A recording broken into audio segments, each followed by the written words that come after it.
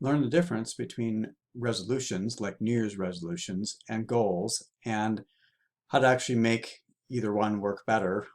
One often works better for people, so stick around. This will be a short video, and I'll cover what that is. And that said, I'm Dan Ross from Silicon Valley Hypnosis Center, and of course, one of the things I do is not only to help people clear out the things they don't want, like anxiety and trauma, but to help them get what they most want instead. And that's why we're talking about uh, goals and resolutions here. So I want to talk a little bit about resolutions, and I'm going to have you look at this last bullet point when we talk about resolving.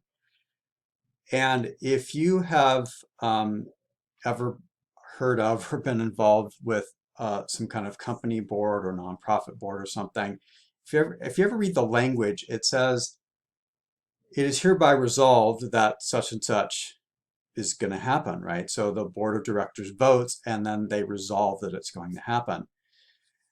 And it's actually the last step. That's why it was the last bullet point on that slide deck, because there's some things that need to happen first.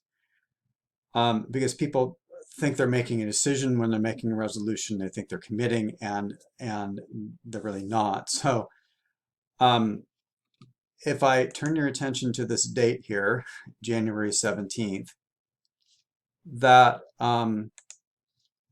January 17th, I'm filming this on January 18th, 2022. On January 17th, that is the average date at which the average person has broken their New Year's resolutions. So I usually do some kind of program for goal setting, or in this case, setting out a evergreen video, so that you don't have to set goals. You don't have to try to make something happen or make a change in your life only once a year, because we all know what happens. For most people, they set the resolution and then they've broken it by January 17th on average. Sometimes for people, it's January 2nd, sometimes later. You only need to go to a gym to see this happen, right? I used to belong to a number of different gyms, and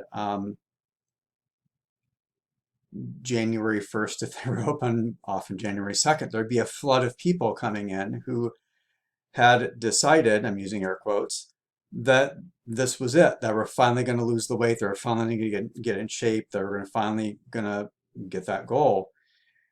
And then that would last for a few weeks, and then it would start to trickle off. And by Valentine's Day, it was back to normal.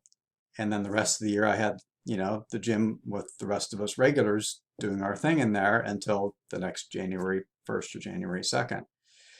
So I want to sort all this out of you so you can really get what you want. And that's really the purpose of this video. So that's January 17th. So I want to start with goals, because I want to separate goals from resolutions. And really, goals are, and all of this is just wording, right? Because really it's about you getting what you want. And, there's many ways to get there, but there's proven ways. So you saw the bullet point there, hopefully, about the Yale study. So Yale, I think 1953, sent a questionnaire to their graduates, and they asked about all sorts of different things about their lives at that point. It was a snapshot of that class. And then 20 years later, they asked those same people about how their lives had turned out. And a number of things stood out, but one was that in the questionnaire in 1953, they asked people, do you have written goals? And only 3% of that class had written goals. But what they found 20 years later is the people that had written goals had outperformed the 3% of people that had written goals had outperformed the 97% that didn't have written goals by a wide margin in a number of different metrics. The one that was most measurable was income, that they had actually outperformed. That 3% had outperformed the 97% without written goals. They'd outperformed them all, right? So that 3% made more money than the other 97%. And again, there were other metrics on which those people had done better. So if you're used to doing a resolution where it's kind of waking up and, that's it, I'm never drinking again, or I am going to do this thing, this is the year I finally, whatever, get that promotion, get in a relationship, get out of a relationship. the invitation is to switch to a goal setting mindset. And this is to write down your goals. And in this video and the next video, I'll give you some hints on how to do that so that it's more likely to happen, again, based on proven studies.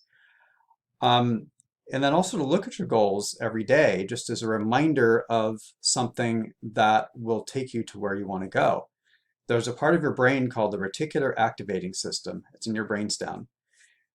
And it decides what you pay attention to. It decides of all the information coming in through your five senses. There's the equivalent of 2 million bits of information per second coming in.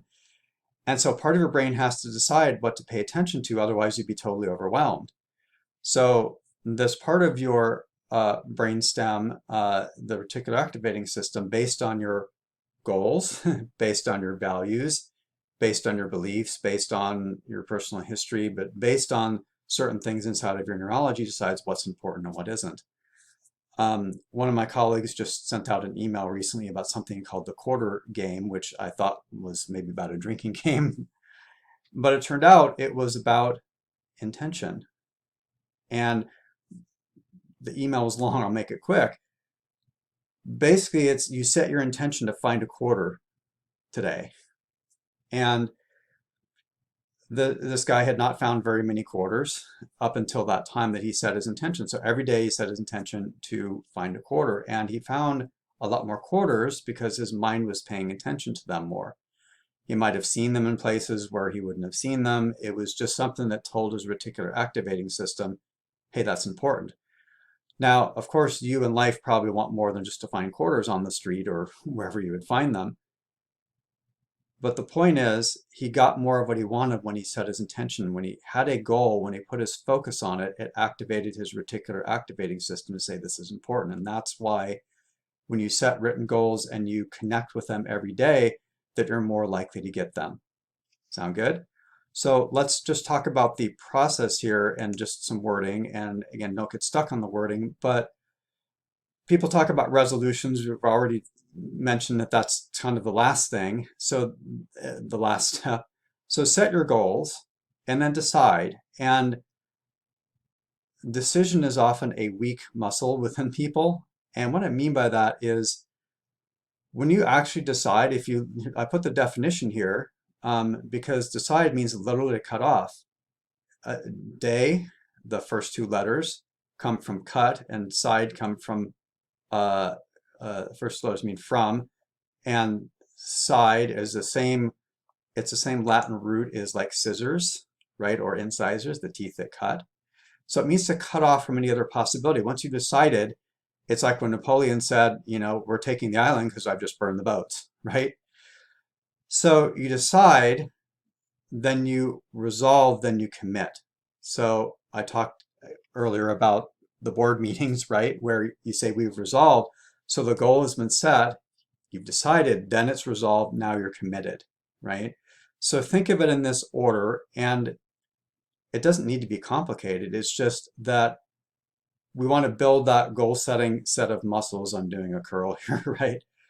To have the set of muscles inside of yourself where you get used to making decisions, you get used to committing to things, and that again, that when you make those goals, that you put them in front of you, tape them to your mirror, put them on your phone, just keep them around you. You can spend a minute every morning looking at them, and that will sensitize you to what you want to get. You might have some long-term goals, some short-term goals.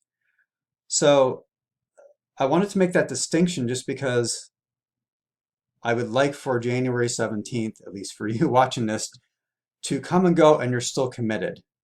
The goal is still there. The decision has been made. You've cut off the other possibility. It means you're moving forward towards your goal.